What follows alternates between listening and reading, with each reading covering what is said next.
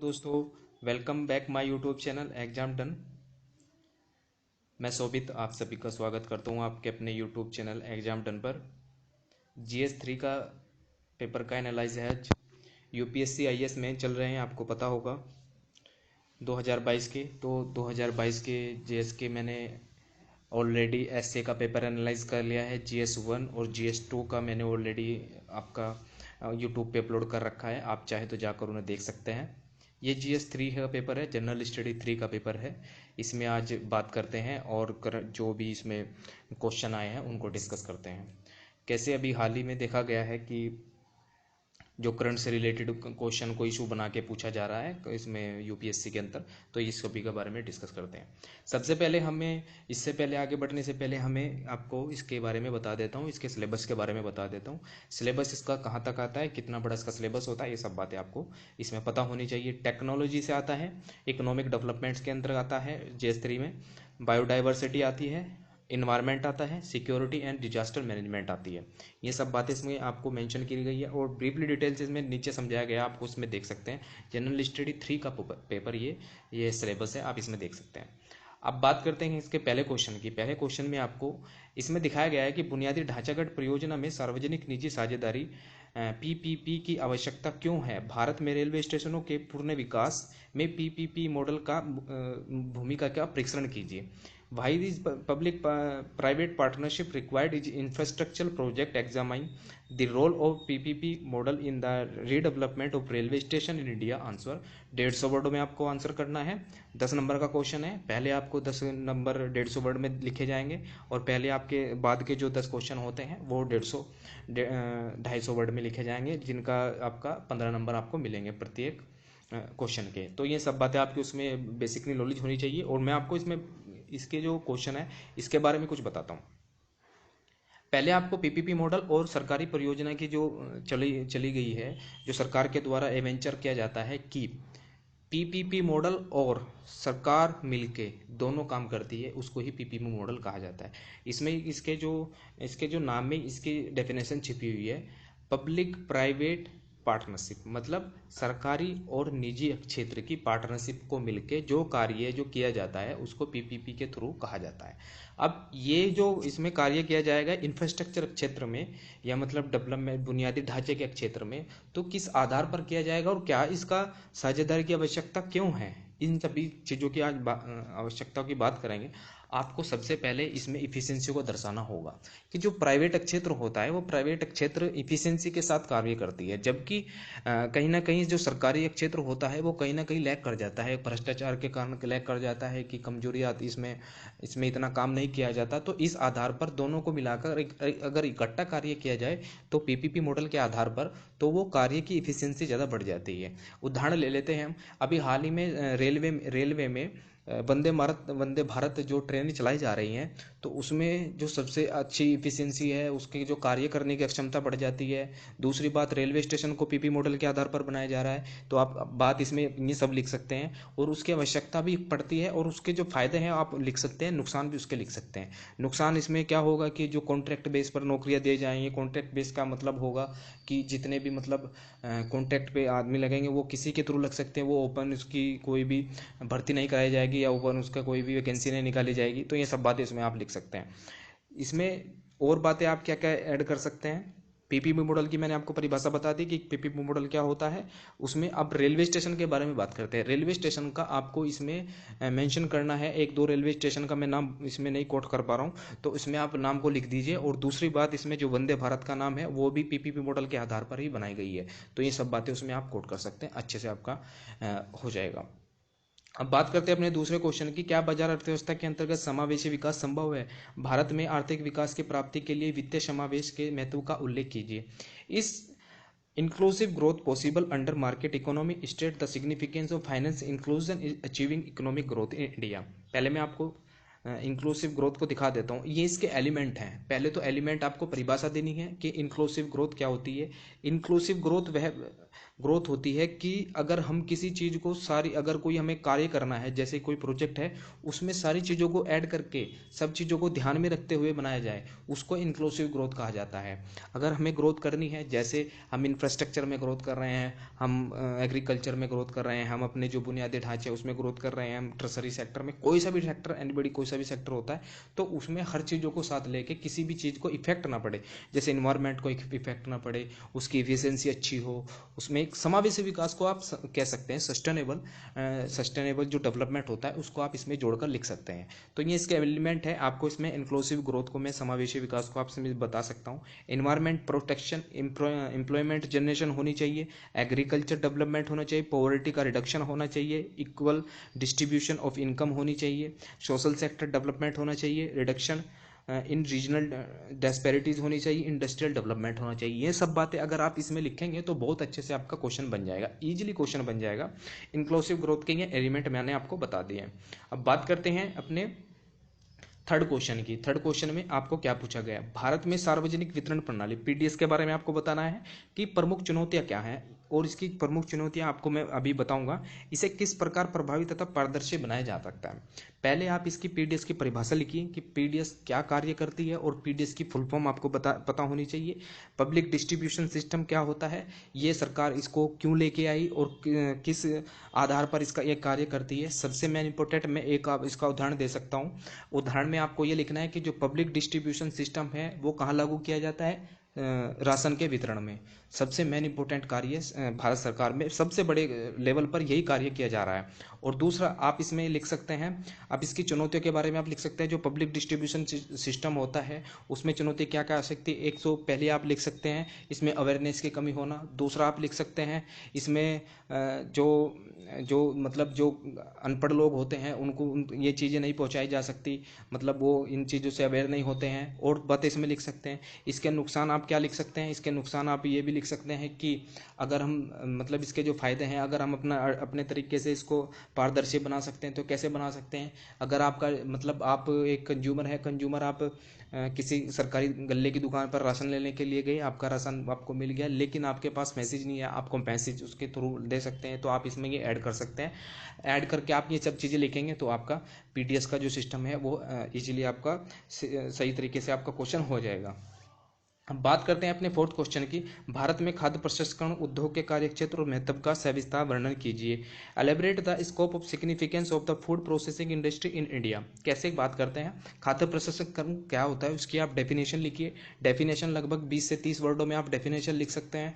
जैसे आपको अगर किसी फूड को प्रोसेस करके आप उसको बना रहे हैं, अच्छे से उसको बना रहे हैं, और उसकी जो जो फूड बनाने की जो ग्रोथ आई, जो मतलब उसकी जो लास्ट प्राइज आई, उसको आप बेचेंगे, तो ये एक फूड प्रोसेसिंग का मैटर बना गया। मैं उदाहरण देता हूँ, एक वीट है, वीट को आपने उगाया, उगाने के बाद आपने उसको देखा था कि उसको एक बिस्किट में उसको बिस्किट में तब्दील किया, बिस्किट उसका बनाया, उसके बाद उसका ब्रेड बनाया, तो ये फूड प्रोसेसिंग चेन होती है। फूड प्रोसेसिंग के अंतर्गत क्या होता है कि अगर आप फूड प्रोसेस कर रहे हैं तो उसमें रोजगार का उपलब्धता होगी, या आप इसमें ऐड ऑन करके आप इसमें क्या लिख सकते हैं, इसके लाभ लिख सकते हैं, इसके सिग्निफिकेंस, इसके महत्व के बारे में लिख सकते हैं। दूसरा आप इसके नुकसान भी लिख सकते हैं कि इसमें जो फूड प्रोसेसिंग है वो कहीं ना कहीं कई दिनों तक अगर रखा जाता है तो वो खराब, ऐसी ऐसी बातें आप लिख दीजिए, बहुत अच्छा से आपका क्वेश्चन बन जाएगा। और दूसरी बात, इसमें फूड प्रोसेसिंग का कार्य आप सबसे मेन इंपॉर्टेंट सिर्फ यही है कि फूड प्रोसेसिंग के जो प्लांट लगाए जा रहे हैं, आपने देखा होगा असम के अंदर प्लांट लगाए जा रहे हैं भारत के द्वारा, और भारत सरकार के द्वारा, और गुजरात के अंदर ये फूड प्रोसेसिंग का कार्य किया जा रहा है। तो ये सब बातें आप इसमें लिख सकते हैं, बहुत इंपॉर्टेंट आपके लिए हो जाएगा। तो आप इसमें ये क्वेश्चन आपका इजीली हल हो जाएगा। अब दूसरी बात करते हैं, पांचवें क्वेश्चन पर आते हैं। देश में आयु संभाव्यता में आयु वृद्धि में समाज में नई स्वास्थ्य चुनौतियां खड़ी हो गई हैं। यह नई चुनौतियां कौन कौन सी हैं और उसके समाधान हेतु क्या क्या कदम उठाए जाने आवश्यक है। The increase in life expectancy in the country has led to newer health challenges in the community. What are those challenges and what step need to be taken meet them? आपको इसमें सबसे पहले आपको लाइफ एक्सपेक्टेंसी के बारे में आपको definition होनी चाहिए। लाइफ एक्सपेक्टेंसी क्या होती है, किस तरीके से उसको मेजर किया जाता है, कौन सी संस्था ऐसी होती है कि इसको मेजर करती है। वैसे तो यूनाइटेड नेशन के भी द्वारा एक परिभाषा दी गई है कि जो 2012 तक का परिभाषा थी, उसमें कहा गया था कि लगभग 72 ईयर तक किसी देश की लाइफ एक्सपेक्टेंसी है तो उसको अच्छा माना जाता है। सबसे ज़्यादा लाइफ एक्सपेक्टेंसी आप जान सकते हैं किसकी है, उसमें भी आप लिख सकते हैं जापान की है। उसके 10 बाद आपकी आती है अमेरिका की आती है। भारत की लाइफ एक्सपेक्टेंसी कितनी है, भारत की जो प्रत्याशा है वो कितनी है, 69.2%। ये सब बातें आप इसमें लिख सकते हैं। तो आप अगर लिखेंगे तो बातें क्या होंगी, तो इसकी डेफिनेशन आप दे दीजिए कि लाइफ लाइफ प्रत्याशा क्या होती है, ये आप बातें इसमें लिख देंगे तो आपका क्वेश्चन हो जाएगा। इसके जो समाधान होते हैं, इसको क्या कदम उठाने चाहिए, सरकार के द्वारा योजनाएं क्या क्या चलाई जाती हैं लाइफ एक्सपेक्टेंसी को बढ़ाने के लिए, युवा रोजगार में उसमें आपको अच्छे से बढ़ाना होगा। दूसरी बात, इसमें जो आप फोर्टिफिकेशन करते हैं, जैसे आप देख सकते हैं जो सरकारी अनाज होता है, सरकारी अनाज में आप फोर्टिफिकेशन फूड को प्रोसेस करके उसमें फोर्टिफिकेशन कर सकते हैं, उसके अंदर न्यूट्रिएंट्स को बढ़ा सकते हैं। ये सब बातें आप इसमें लिखेंगे तो बहुत अच्छे से आपका क्वेश्चन इजीली हल हो जाएगा। अब बात करते हैं अपने छठे क्वेश्चन की। पृथ्वी की सतह पर प्रतिवर्ष बड़ी मात्रा में वनस्पति पदार्थ सेल्यूलोज जमा हो जाता है। यह सेल्यूलोज किन प्राकृतिक प्रक्रियाओं से गुजरता है जिससे कि कार्बन डाइऑक्साइड, जल तथा अन्य अत्यंत उत्पादों में परिवर्तित हो जाता है। अब बात करते हैं, पहले सेल्यूलोज की परिभाषा लिखेंगे कि what is the cellulose. Cellulose क्या होती है। सेल्यूलोज वह एक मॉलिक्यूल होता है। इसमें क्या होता है, ये जो पेड़ों के अंदर पाया जाता है, इसमें क्या होता है कि ये कार्बोहाइड्रेट बनाता है। किसके अंदर, पौधे के अंदर वो जमा रहता है और वो कंज्यूम करता है क्या कंज्यूम करता है, एक तो CO2 को कंज्यूम करता है, वो अपने अंदर कहीं भी बाहर नहीं निकलने देता। सेल्यूलोज सेल्यूलोज का मेन इंपॉर्टेंट कार्य यही होता है कि वो CO2 को बाहर नहीं निकलने देता, अपने अंदर CO2 को इकट्ठा करके रखता है। अब इसके बाद जब आप इसको जलाते हैं, जैसे एक लकड़ी है, लकड़ी के बाद क्या होता है, लकड़ी एक सूख जाती है, अगर सूखी लकड़ी है ना, उसको भी आप जलाएंगे तो जलाने के बाद कंबक्शन होगा, वो उसको जल जाएगी। जलने के बाद क्या होगा, उसमें CO2 रिलीज कर देगा, वो CO2 जो कि इन्वायरमेंट में फैल जाएगी। तो ये बात आप इसमें लिख सकते हैं, कौन सी प्रक्रियाओं से गुजरता है, सब बात इसमें लिख सकते हैं। पहली बात, सेल्यूलोज का उपयोग कहाँ कहाँ पे किया जाता है, एक तो कागज उद्योग में किया जाता है, एक दो और उद्योग में लिख सकते हैं आप सेल्यूलोज का, वहाँ पे फाइबर बनाने के लिए किया जाता है। तो ये सब बातें इसमें लिख सकते हैं। जिसमें कार्बन डाइऑक्साइड तथा जल अन्य उत्पादों में परिवर्तित हो जाती है। कार्बन डाइऑक्साइड में तो परिवर्तित हो ही जाती है। जैसे कोई पेड़ है, पौधा है, तो उसमें क्या क्या होगा, वो एक ना एक दिन मतलब उसकी जो टहनियाँ हैं वो टूटती रहती हैं, या फिर वो कट गया, कटने के बाद क्या होगा, वो वहाँ पे सेल्यूलोज कटता तो रहता है, उसमें कार्बन डाइऑक्साइड जो कि तो रहती है। जब वो कट जाएगी या जला दिया जाएगा, जलने के बाद वो अपनी कार्बन डाइऑक्साइड को रिलीज करेगा। रिलीज होने के बाद वो कार्बन डाइऑक्साइड इन्वायरमेंट में जाएगी, इन्वायरमेंट्स को दूषित करेगी। उसके बाद आप समझ सकते हैं उसके परिणाम कैसे हो सकते हैं। तो ये सब बातें इसमें लिख सकते हैं। सेल्यूलोज की आपको परिभाषा देनी होगी। वनस्पति पदार्थ में सबसे ज़्यादा सेल्यूलोज किस पदार्थ में पाया जाता है। सेल्यूलोज के आधार पर ही हम उसका फूड का देखते हैं कि इसमें अगर सेल्यूलोज की मात्रा ज़्यादा है तो ये एक फ्रूट है, अगर इसमें सेल्यूलोज की मात्रा कम है तो ये एक वेजिटेबल है। ये सेल्यूलोज के आप आधार समझा सकते हैं, इसमें आपको क्वेश्चन अच्छे से बन जाएगा। अब बात करते हैं अपने 7वें क्वेश्चन की। इसके निर्माण, प्रभाव और शमन की महत्व देते हुए फोटोकेमिकल स्मोक की विस्तार पूर्वक चर्चा कीजिए। 1999 गथेनबर्ग प्रोटोकॉल को समझाइए। इसमें मैं आपको प्रोटोकॉल के बारे में भी समझाऊंगा, और दूसरी बात इसमें इसमें जो फोटोकेमिकल होता है, फोटोकेमिकल स्मोक क्या होती है, उसके बारे में भी आपको बताऊंगा। पहले फोटोकेमिकल की परिभाषा लिख लीजिए आप। What is the photochemical smoke? Photochemical smoke is a mixture of pollutants that are formed when nitrogen dioxide and volatile organic compound react to sunlight, creating a brown haze above city.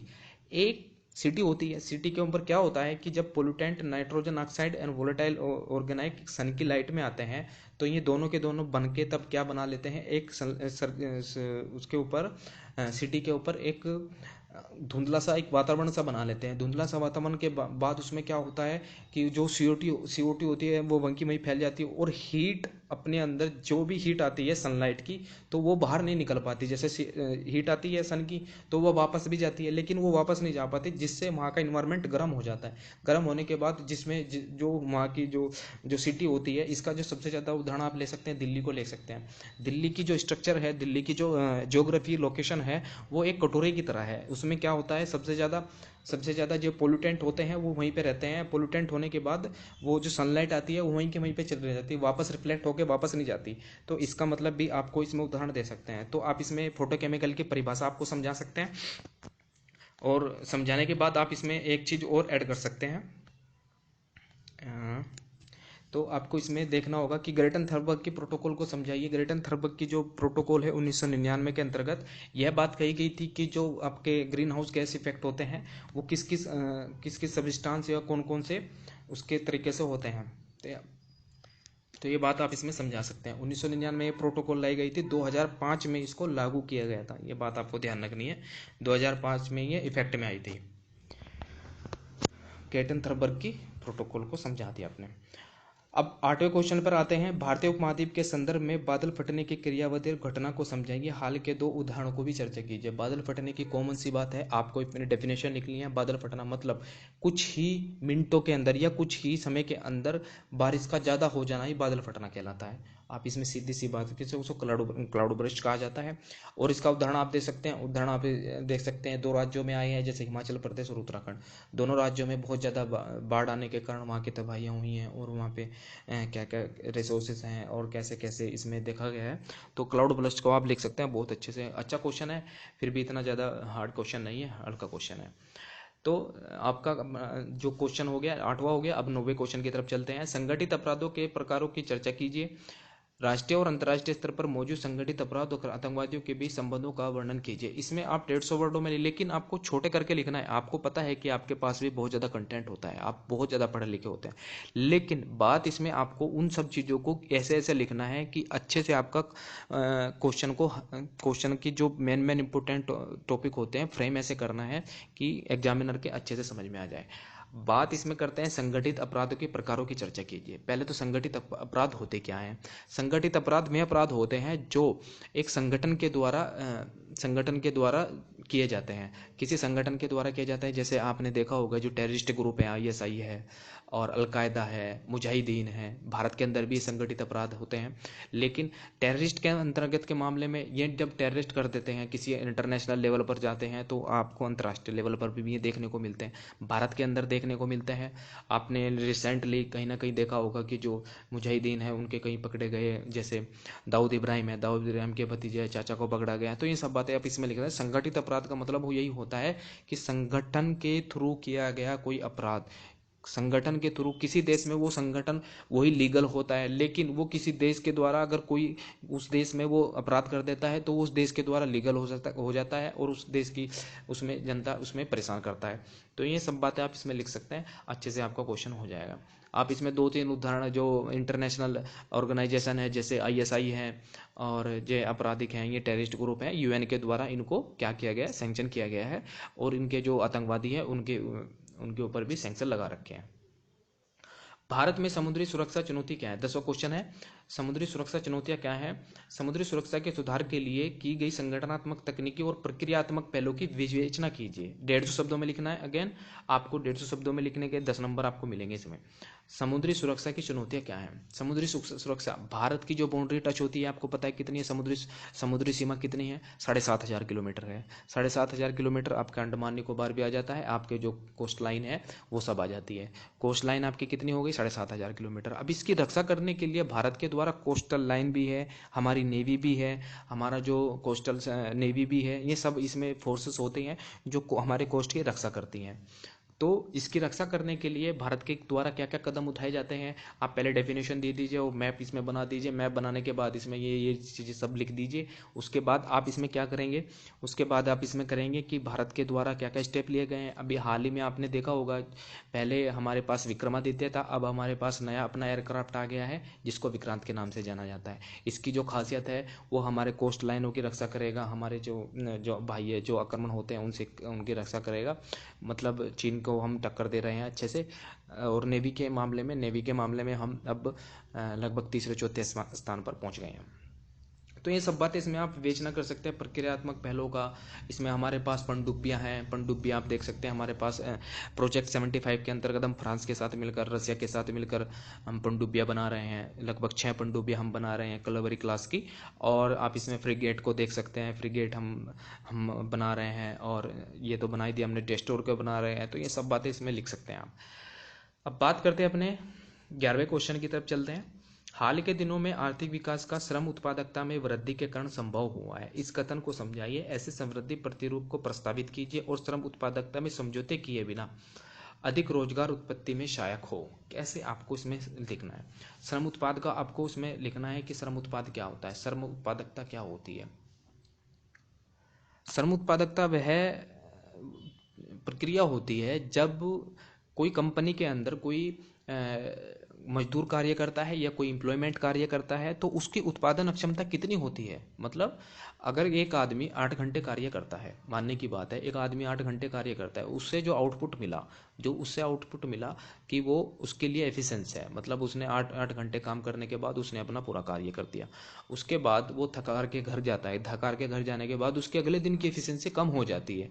इसी प्रकार से सरकार के द्वारा अभी हाल ही में लगभग 1 साल पहले ये प्रावधान किए गए थे कि सभी कंपनी और सरकार के द्वारा कि आपको 4 दिन ही कार्य किया जाएगा, 4 दिन के अंदर आपको 12 घंटे, चाहे तो आप 12 घंटे कार्य कर लीजिए, चाहे आप 5 दिन कार्य कर लीजिए, 8 घंटे मिला के आप कार्य कर लीजिए, चाहे आप 12 घंटे कार्य कर लीजिए, आपको 4 दिन कार्य किया जाएगा, 3 दिन को आपको अवकाश लेना होगा।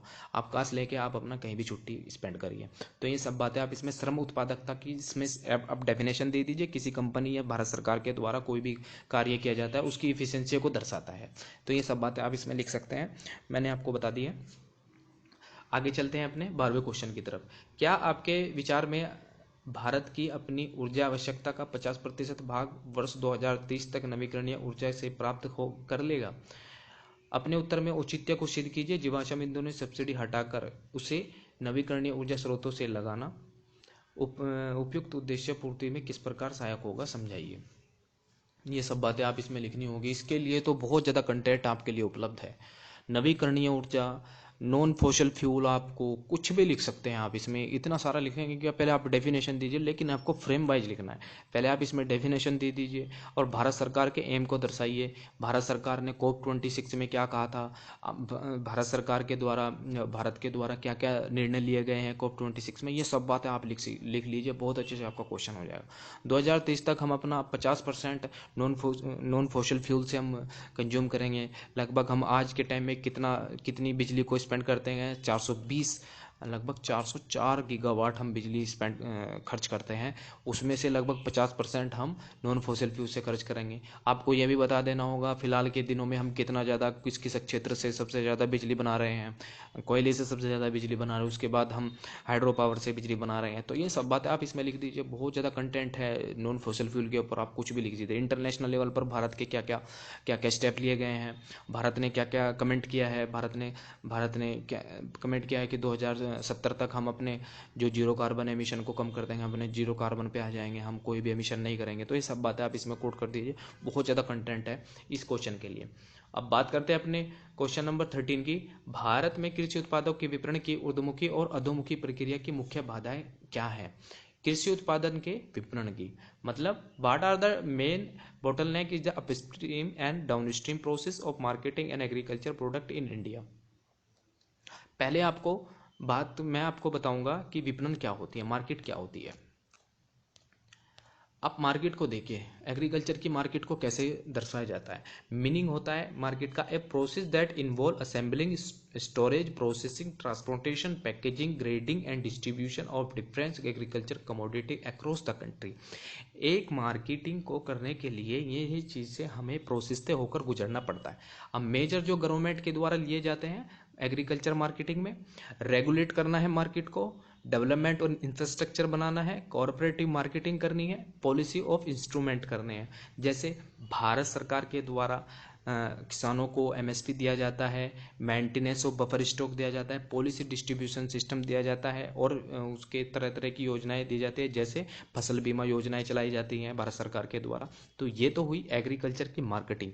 मार्केटिंग का क्या मतलब हुआ, आपको समझ में आ गया होगा कि प्रोसेसिंग करना, ट्रांसपोर्टेशन करना, स्टोरेज करना, पैकेजिंग करना। इसको अब पहले तो आप मार्केटिंग को समझाइए। अब बात करते हैं इसको अपस्ट्रीम और डाउनस्ट्रीम, मतलब अधोमुखी और अधोमुखी। तो आप इसमें पहले बता दीजिए कि एग्रो वेस्टेज और physical chemical enzyme treatment, chemical building और ब्लॉक फिल्टर, ये सब आती हैं अपस्ट्रीम के अंदर। और फूड प्रोसेसिंग वेस्ट, फार्मेंटेशन। आप एक बात को समझ लीजिए, एग्रीकल्चर क्या होती है? एग्रीकल्चर एक मार्केट होती है जो सरकार, जो एक फार्मर होता है उसको प्रोड्यूस करता है, प्रोड्यूस करने के बाद उसको मार्केट में लाता है, मार्केट करने के बाद सरकार के द्वारा भी गुजरती है वो चीज़ें किसी प्राइवेट के थ्रू भी गुजरती हैं। सब बातें आप इसमें लिख सकते हैं, मार्केटिंग के थ्रू भी आप गुजर सकते हैं। लेकिन जो चीज़ें गुजरती हैं किस आधार पर गुजरती हैं कि अपस्ट्रीम प्रोसेस होता है, एक डाउन स्ट्रीम प्रोसेस होता है। ये सब अपस्ट्रीम आते हैं और डाउन स्ट्रीम में ये चीज़ें आती हैं।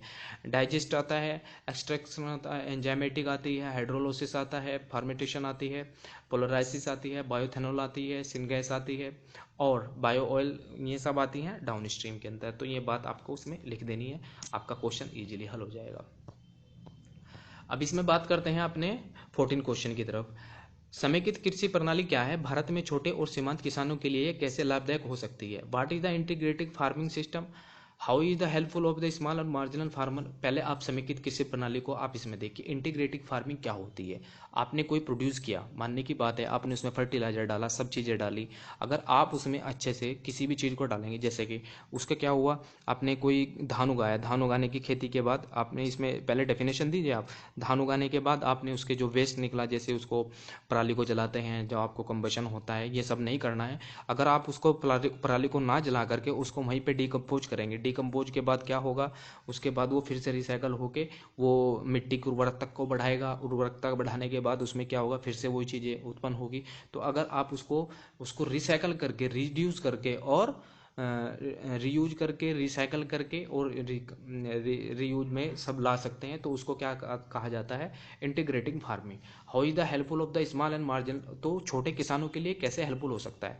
आपको पता होगा कि जो पराली होती है, सबसे मेन इंपोर्टेंट उदाहरण पराली का ही ले लीजिए। जो पराली होती है, जो धान की जो वेस्ट बच जाता है, वो क्या किया जाता है, पंजाब में और हरियाणा में उस सबसे ज़्यादा मात्रा में जलाया जाता है। तो अगर उसका हम अलग से उसका कोई सॉल्यूशन ढूंढ ले, या उसकी जो प्रॉब्लम है सबसे ज़्यादा उसको ढूंढ ले, तो उससे उसके जो किसानों की आमदनी है वो तो बढ़ेगी। किसानों की आमदनी बढ़ने के साथ साथ वहाँ पे जो पराली का प्रदूषण होता है वो खत्म हो जाएगा और किसानों की आमदनी बढ़ेगी। ये सब चीज़ें आप इसमें बता सकते हैं, जो छोटे किसान होते हैं उनके लिए बहुत ज़्यादा हेल्पफुल साबित हो सकती है। इसमें इंटीग्रेटिंग फार्मिंग आप ये देख सकते हैं, द IFS सिस्टम है। Approach introduce a change in the farming technique for maximum production in the cropping pattern and take care of the optimal utilization share. The farm waste are the better recycle of the product purpose in the integrating, मैंने आपको बता दिया है। और दूसरी बात आप इसमें देख सकते हैं, जो हम चारा बनाते हैं, जैसे किसी खेत से चारा उगता है, या फिर अगर पराली को वैसे जो पशु होते हैं उनको भी खिला देते हैं, खिलाने के बाद क्या होता है, वो अपना जो डंग होता है, गोबर होता है, गोबर की खाद होती है, गोबर की खाद से उसको फिर से खेत में डाला जाता है। तो ये सब रिसाइकल चलता रहता है, तो उसको इंटीग्रेटिंग फार्मिंग के अंतर्गत लाया जाता है। तो सरकार के द्वारा आप इसमें जो छोटे सीमांत होते हैं उनके लिए भी आप बेनिफिट ला सकते हैं, इससे आपको पता चल जाएगा। अब बात करते हैं अपने 15 क्वेश्चन की तरफ बढ़ते हैं। 15 क्वेश्चन में क्या कहा गया? 25 दिसंबर 2021 को छोड़ा गया जेम्स वेब अंतरिक्ष टेलीस्कोप सभी समाचारों में बना हुआ है। इसकी अन्य विशेषताओं को समझाना है। इसके टेलीस्कोप में श्रेष्ठता बनती है। इसका मुख्य ध्येय क्या है? ये मानव जाति के लिए इसके संभावित क्या हो सकते हैं? ये सब बात टेलीस्कोप का आपको पता ही होगा, करंट में रहा है, बहुत ज़्यादा इसे टॉपिक रहा है। नासा के द्वारा ये छोड़ा गया था। उसमें सबसे ज़्यादा क्या चीज़ है, आप इसके फीचर्स के बारे में बता सकते हैं। टेलीस्कोप के बारे में कहाँ पे छोड़ा गया है पहले आप ये बता सकते हैं। लगभग जो धरती से 1.5 लाख किलोमीटर की ऊंचाई पर उसको छोड़ा गया है, वहाँ से वो अंतरिक्ष की फ़ोटो ले रहा है, कोई ब्लैक होल की फ़ोटो ले रहा है। पहले जो टेलीस्कोप हुआ करता था उसको रिटायर कर दिया गया है, रिटायर करने के बाद इसको छोड़ा गया है। काम तो वो भी कर रहा है लेकिन इसको अलग से छोड़ा गया है। इसकी जो एफिशिएंसी के बारे में बता सकते हैं। इसके जो अंदर ले गया है वो लगभग 18 हेक्सापिक्सल कैमरा का लगा गया है। कितना? 18 हेक्सापिक्सल कैमरा उसमें लगा हुआ है। ये सब बातें इसके फीचर्स के बारे में आप बता सकते हैं। और उसमें जो मतलब इसका स्ट्रक्चर कैसे कैसे तैयार किया गया है नासा के द्वारा, ये सब आप उसमें लिख सकते हैं, अच्छे से क्वेश्चन हो जाएगा। बात करते हैं अपने 16वें क्वेश्चन की। वैक्सीन विकास का आधारभूत सिद्धांत क्या है? वैक्सीन कैसे कार्य करते हैं? कोविड टीकों के निर्माण हेतु भारतीय वैक्सीन निर्माताओं ने क्या क्या पद्धतियाँ अपनाई हैं? मैं आपको बताता हूँ। जो वैक्सीन होती हैं वो वैक्सीन कैसे कार्य करती हैं, how vaccine work, A work and dead from the gram and attitude. आपको पता होगा बहुत ज़्यादा चर्चा में रहा है जब वैक्सीन बन के तैयार हुई कि किसी ने यह बनाया कि इसमें एक स्पाइक प्रोटीन डाला जाएगा शरीर के अंदर, उसको जो है शरीर उसमें इम्यूनी सिस्टम उसको तेज कर देगा, इम्यूनिटी को बढ़ा देगा। इम्यूनिटी बढ़ाने के बाद उसमें क्या होगा, वो उसके चिपक जाएंगे, उसके वायरस कोई इफेक्ट करेगा, या फिर कोई ऐसी वैक्सीन बनाता है कि उसमें वायरस डाला जाएगा शरीर में। ये सब आपने सुना होगा, तो आप इसमें लिख सकते हैं this spark your immune response to develop antibodies and the remember of the germ. तो एंटीबॉडी को बनाते हैं और कैसे वर्क करते हैं, फिर उसके बाद antibody fight off the germs is the invaders again. जो हमारा जो बाहर का कोई भी बाहर की जो चीज़ें आती हैं, मतलब हमारे शरीर को इफेक्ट करती हैं, जैसे कोई वायरस आ गया तो ये एंटीबॉडी बन जाती हैं। एंटीबॉडी हमारी जो इम्यूनिटी सिस्टम को चिपक जाती हैं, उसके बाद उसकी से प्रोटेक्ट करती हैं। ये सब बातें आपको पता होनी चाहिए। उसके बाद हमारे जो हमारी जो कंट्री है भारत के द्वारा क्या कौन कौन सी वैक्सीन अभी हाल ही में बनाई जा रही है, कोवैक्सीन है, जायकोविड mRNA वैक्सीन है और एस्ट्राजेनेका है। भारत में जो सबसे ज़्यादा एस्ट्राजेनेका और भारत के द्वारा जो मिलकर बनाई गई है वो वैक्सीन सबसे ज़्यादा बिक रही है। और दूसरी बात इसे इसकी जो खासियत है आप इसको देख सकते हैं। वैक्सीन टाइप क्या है, नॉन रिप्लेसेंटिंग वायरल वेक्टर वैक्सीन है, viral gene carry the another के। और जो भारत के mRNA वैक्सीन है मॉडर्ना के द्वारा बनाई गई, यूएस के द्वारा बनाई गई वैक्सीन है, mRNA की वैक्सीन है। ये वैक्सीन का टाइप है क्या है, introduce viral genetic material that activities and immune response. एक जायडस कैडिला वैक्सीन है, जायडस कैडिला कंपनी है, भारत की कंपनी है, उसने एक वैक्सीन बनाई है, ये डीएनए बेस्ड वैक्सीन है। Introduce viral genetic material that the activate A immune response in body. Phase 2 का क्लिनिकल ट्रायल इसका शुरू हो चुका है। भारत बायोटेक के द्वारा कोवैक्सीन बनाई गई है। तो ये सब बातें इसमें लिख सकते हैं आप। भारत बायोटेक की है, जैडिला की है, और जायडस की कैडिला की है, मोडरेना की है, एस्ट्राजेनेका की है।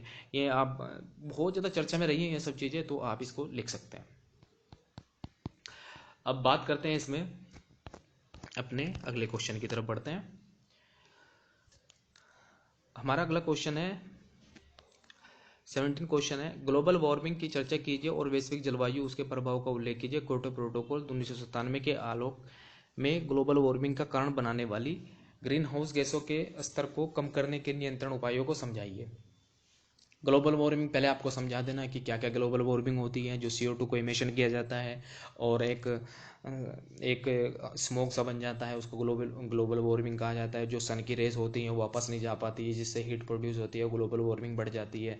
जिससे क्या क्या नुकसान होते हैं कि जो समुद्र का जो सी लेवल है वो बढ़ जाता है, समुद्र का पानी बढ़ जाता है, जिससे क्या हो सकता है, क्या इफेक्ट हो सकते हैं, कई शहर डूब सकते हैं। तो आप बातें बहुत लिख सकते हैं इसमें। शहर डूबेंगे और क्या होगा, नई नई बीमारियां उत्पन्न होती हैं। तो ग्लोबल वार्मिंग का बढ़ना तो एक किस्म से मानवता के लिए बहुत ज़्यादा कंसर्न का विषय रहा है। तो इसमें आप प्रोटोकॉल के बारे में समझा सकते हैं कि प्रोटोकॉल में क्या क्या निर्णय लिए गए थे और भारत क्या इसका सिग्नेटरी है। हाँ, इस प्रोटोकॉल का भारत भी सिग्नेटरी है। 1997 में प्रोटोकॉल साइन की गई थी कई देशों के द्वारा। जापान के शहर में ये बातें निर्णय लिए गए थे, ग्लोबल वार्मिंग को कम करना है, अपने जो टेम्परेचर है लगभग 1.5 डिग्री को कम करना है 2030 तक। लेकिन ऐसा नहीं हो पा रहा है। और दूसरी बात, ये जो क्योटो प्रोटोकॉल है वो 2005 से प्रभावित हुई है भारत के अंदर भी। तो ग्रीन हाउस गैसों को कम करने के लिए नियंत्रण उपायों को समझाइए। हमको क्या करना है, पेड़ नहीं काटने, पेड़ लगाने हैं। जितना ज़्यादा पेड़ लगाएंगे CO2 एमिशन कम करेंगे। हम उन फॉसिल फ्यूल पर सबसे ज़्यादा ध्यान देते हैं और हाइड्रोजन को सबसे ज़्यादा, जो हाइड्रोजन हमारा एक्स्ट्रा जो फ्यूल है उसको हम इस पर ध्यान देते हैं। ये सब बातें आप इसमें लिख सकते हैं, अच्छे से क्वेश्चन हो जाएगा। भारत में तटीय प्रबंधन के कारणों को प्रभाव को समझाइए। खतरे का मुकाबला करने के लिए उपलब्ध तटीय प्रबंधन तकनीकी क्या है। तट आपका जानते होंगे, तट कौन सा होता है, नदियों का तट होता है और समुद्री तट होता है। तो उसका जो इरोजन हो रहा है वो कट रहे हैं, तो उससे क्या हो रहा है, जो पानी होता है, जो समुद्र का पानी होता है, वैसे तो सी लेवल बढ़ता ही जा रहा है, पानी का होगा वो अंदर आएगा। तो उसको जो रोकने के लिए आपको क्या क्या करने चाहिए, इसके जो आप इसमें लिख सकते हैं अपनी तरफ से। क्या लिखेंगे कि एक वॉल बना देते हैं या एक दीवार बना लेंगे। दीवार बनाने के बाद हम उसका, दीवार बनाने के बाद ऐसे नहीं दीवार बनाएंगे। आपने देखा होगा मुंबई में समुद्र के किनारे वो पड़े हैं सीमेंट के, बहुत बड़े बड़े मोटे मोटे वो पड़े हैं, क्या बोलते हैं उनको, झामे से बोलते हैं, बहुत बड़ी बड़ी चीज़ें पड़ी हैं। तो वो उससे क्या होता है, वो उससे पानी आने से रुक जाता है। जैसे कोई बड़ी ज्वार आती है, झाल आती है बड़ी समुद्र की तरफ से, तो वो उससे तुरंत रुक जाती है। वो वहाँ ऐसे डाल रखे हैं, उनका कोई काम नहीं है, लेकिन वो सबसे मेन इंपॉर्टेंट कार्य करते हैं। तो ये आप उसमें उदाहरण दे सकते हैं। तटीय प्रबंधन क्या होता है, कैसे आप इसमें समझा सकते हैं, आपका क्वेश्चन हो जाएगा। और साइबर सुरक्षा से विभिन्न तत्व क्या हैं, साइबर सुरक्षा की चुनौतियों को ध्यान में रखते हुए समीक्षा कीजिए कि भारत ने किस हद तक व्यापक साइबर सुरक्षा रणनीति सफलतापूर्वक विकसित की है। साइबर सुरक्षा को समझाइए, साइबर सिक्योरिटी को समझाइए, डिफरेंस एलिमेंट कीजिए इसकी सिक्योरिटी के बारे में। मैं आपको बता देता हूँ इसमें साइबर सुरक्षा भी तो लेके आया था मैं कुछ। वैक्सीन का मेथड, क्योटो प्रोटोकॉल के बारे में आप इसमें देख सकते हैं। ये 1992 में लाई गई थी, 11 दिसंबर 1992 में इसको फरवरी में आपको लाए, ये बातें बता दी है। कोस्टल मैनेजमेंट के बारे में मैंने आपको बता दी है, मैनेज करना कि कैसे कोस्टल लाइन को सब्सटेंट वे में हम इसको बना सकते हैं। अब साइबर सिक्योरिटी की डेफिनेशन को समझते हैं। Cyber security is the protection of the data in system within network they are connecting to the internet including. Internet के थ्रू हम किसी भी तरीके से किसी साइबर सिक्योरिटी को किसी भी तरीके से हम डाटा को कलेक्ट करते हैं। मतलब हमारे पास क्या होता है आज के टाइम में, इंटरनेट की दुनिया में हम अपने जो जो इंपॉर्टेंट चीज़ होती है वो इंटरनेट पर डाल देते हैं, लेकिन उसके पासवर्ड के थ्रू डाल देते हैं। लेकिन क्या होता है, कोई भी ऐसा कोई वायरस हमारे एंटर कर जाता है और वायरस के थ्रू क्या होता है, किसी दूसरे के थ्रू वो सिक्योरिटी हमारी ब्रीच हो जाती है। ब्रीच होने के बाद हमारी जो पर्सनल इन्फॉर्मेशन है वो कोई और चुरा लेता है, तो इसको साइबर सिक्योरिटी के अंतर्गत रखा जाता है। ये आप डेफिनेशन दे सकते हैं। जो सरकार के द्वारा स्टेप लिए गए हैं वो मोस्ट इंपॉर्टेंट है। एक सर्टिन संस्था है, मैं आपको बता देता हूँ। Certain, the Indian computer emergency response team is the office with in the ministry of electronic and the information technology of the government of India. It the nodal agency of deal with the cyber security threat like hacking, fishing, strengthening the security related defence of the Indian internet. Bharat के अंदर अभी आपने देखा होगा, मुंबई के अंदर एक बिजली घर है, बिजली घर को उसको क्या हुआ था, बहुत बड़ा प्लांट है, उसको उसकी जो सिक्योरिटी है चाइना के द्वारा थ्रेट किया गया था उसको। तो उसमें सबसे ज़्यादा मेन इंपॉर्टेंट आपको समझा देना है, केस के बारे में समझा देना है कि चाइना के जो हैकर होते हैं उनके द्वारा ये काम किया गया था। हमें इसको कैसे मैनेज करना है और इसको कैसे आगे बढ़ाना है। तो सरकार के द्वारा क्या स्टेप लिए जाते हैं, सरकार के द्वारा एक सर्ट इन नाम से एक रेस्पॉन्स टीम का उद्घाटन कर रखा है। वो 2004 से वो चल रही है, 2004 से वो आज भी कार्य कर रही है। मिनिस्ट्री ऑफ डिफेंस के अंतर्गत आती है। इसमें क्या होता है कि इंटरनेट को प्रोवाइड किया जाता है, इंटरनेट को सिक्योर किया जाता है। आपने देखा होगा कि जो अभी हाल ही में एक और मुद्दा रहा है, आपने स्पाईवेयर को लेकर आपने देखा होगा, उसका नाम है भूल रहा हूँ, इजराइल का स्पाईवेयर था। उसको जासूसी की गई थी मिनिस्ट्रियों के द्वारा, तो सरकार पर एलिगेशन लगाए गए थे। ये सब बातें आपको पता होनी चाहिए, इसमें आप लिख सकते हैं।